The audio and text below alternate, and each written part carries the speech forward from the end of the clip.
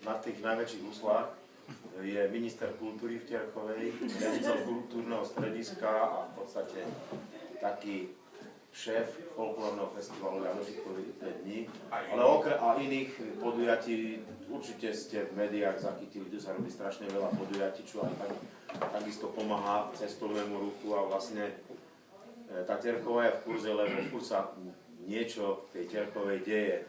No, minulý rok bol ocenený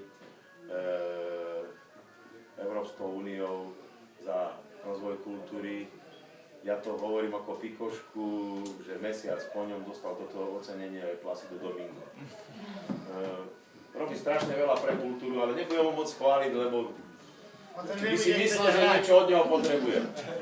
Janko Miho, ten od malého chlapca, keď sa kedysi robili výskumy, keď chodili také osobnosti ako profesor Tomkovič a keď zbierali materiály pre svoju prácu,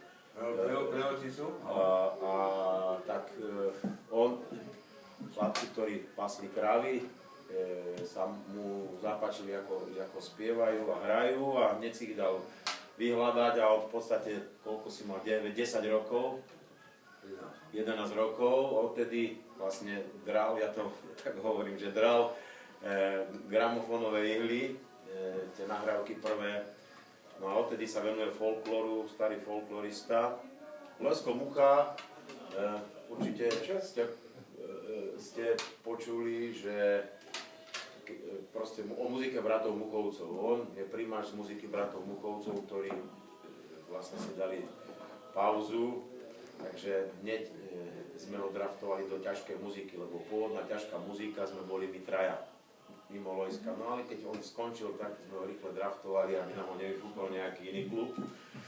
No a táto partia je ešte, mám jedného člena, len ten tu dnes nie je, musel ísť preč, Micko Krkoška, dlhoročný šéf, umelecký šéf súboru Rosutec, vynikajúci spevák a taký multiinstrumentalista. Čiže táto partia sa voláme ťažká muzika. Je to proste taký názov, my sme predtým boli aj vo vyšších hlavových kategóriách niektorí, ale ako to ja hovorím, ja robím hovorcu kapely a starám sa o pitný režim. Sme prešli trošku na dietu a riadíme sa tým moravským, že spíva sa spí, z palenky sa hlúpne a z vína sa spíva. Keď sme prešli na víno a suché víno, takže sme aj trošku na tej váhe zhodili, ale v podstate sa voláme ťažká muzika, len také na ilustráciu, oblečený, najedený, s nástrojmi. Nás teraz jeden speaker v Dunajskej Lužnej odvážil a mali sme 576 kg. Piati. Ale až piati. Takže my by sme sa mohli volať aj poltónová muzika, ono to má niečo aj s tou hudobnou teóriou, no ale v podstate sa voláme ťažká muzika. Takže to by bolo... Zapredneme aj do fyziky. Aj do fyziky. Takže toto je na úvod na predstavenie kapely. No teraz, Rudko, ja ti dám slovo, lebo už sme na nejakých veciach dohodnutí, že akým spôsobom budeme robiť tieto gastrovečery pre hostí, takže môžeš začať teraz tým niečo hovoriť. Školenie muzika. No, ja ešte musím povedať dve vety. On tejto úlohy sa zhosťuje preto, lebo tento chlapec bol do obdobia, kým nešiel na konzervatóriu, bol vychovaný v podstate na Salaši. Jeho otec a starý otec a prastarý otec, to bol taký známy patrenčiakovský, bažovský rod, takže on vyrastal na Salaši, takže on je najviac z takých tých starých gastronomických špecialít a vlastne... Všetko, nemusíte veriť, ale je to. Dobre, všetci tu boli predstavení, jedine Laco nebol predstavený, Laco Anuliak, na kontre, spevák a majiteľ tohto zariadenia. Takže aby ste vedeli, s kým máte dočinenia a tým pádom vlastne tá predstava je kompletná. Vy ste tu prišli, aby ste sa zoznámili s ťarchovskú muziku a hlavne aby ste sa aj navečerali, že? Takže vidím tu, že tu máte tie fertuchy popred seba, pozabalované, nenačaté, tak treba nejako začať.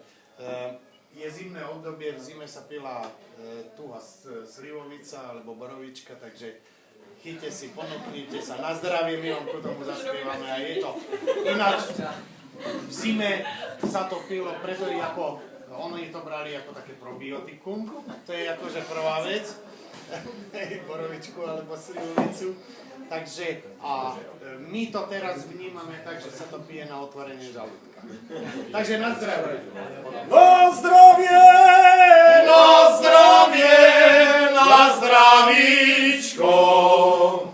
Na zdravie! Na zdravie! Palenčičko! Na zdravie! Na zdravie! Marievačo! Na zdravie! Na zdravie! Popíjačo! Na zdravie! Na zdravie! Marievačo! Na zdravie! Na zdravie! Popíjačo! Na zdravie! A dobrú chuť. Nemáte čo jesť. Ale tak máte tu také balíčky a teraz poprosím, otvorte si ich. To nie sú tie pobytové asi. Nie, nie, pobytové nie. Toto sú také balíčky, ktoré toto zariadenie zvolilo akože taký nejaké predjedlo. A čo je zaujímavé, sú tam všetko veci také, ktoré vlastne ľudia si brali na rôzne práce, ktoré vonku robili na poli, v hore, v lese, pri ovciach a tak ďalej. Samozrejme nemohla tam chýbať ani slaninka, ani cibulka, keď bola klobasa, aj klobasa, takže preto je to, že také typické.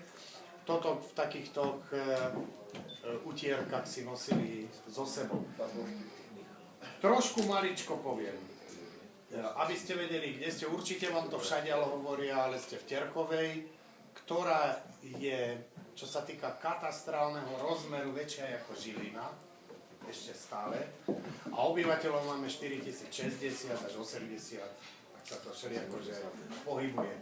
A prvá zmienka o Terchovej je z roku 1580, takže aby ste vedeli, že aká je naša história. A teraz, čo sa týka tak, že kto boli tí prví ľudia, čo robili tí prví ľudia, alebo čo tu robili tí ľudia počas celej histórie. A dobrú jesť, dobrú chuť. Samozrejme, tí prví ľudia a väčšinou až doteraz sa živili pastierstvom, poľnohospodárstvom a robotou v lese a tak ďalej. A z toho vlastne plynuli aj piesne rôzne a tak ďalej. Lacko tu spomenul, že ja som mal to šťastie, ja to hovorím tak, ja som mal to šťastie ako jeden z mála, že som od pol roka do 15 rokov vyrastal na Salaši.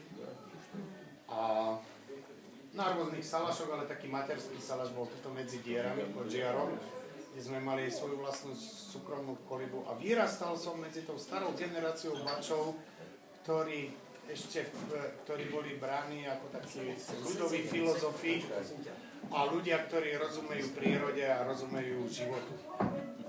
Na margo toho poviem iba toľko, aby ste vedeli, že o jaký druh vlastne tých pastierov šlo, o ktorých ja teraz rozprávam. To boli ľudia, ktorí boli každý rok volení. Viete si predstaviť, že Richtár, alebo kto je volený raz za 4 roky a tak ďalej, ale Bača v tom čase bol volený každý rok. urbársky gazda zvolal schôdzu a gazdovia, ktorí dávali ovce svoj majetok, tí si volili, kto ním tie ovce bude pásť. A vždy si volili toho najzodpovednejšieho. Takže, aby ste len vedeli, o kom hovorím.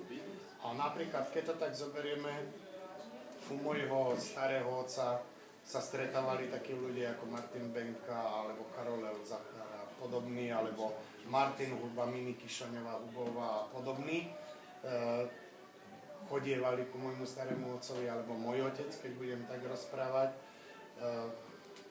Bol prvý terkovský organista z radu terkovcov. Bača organista.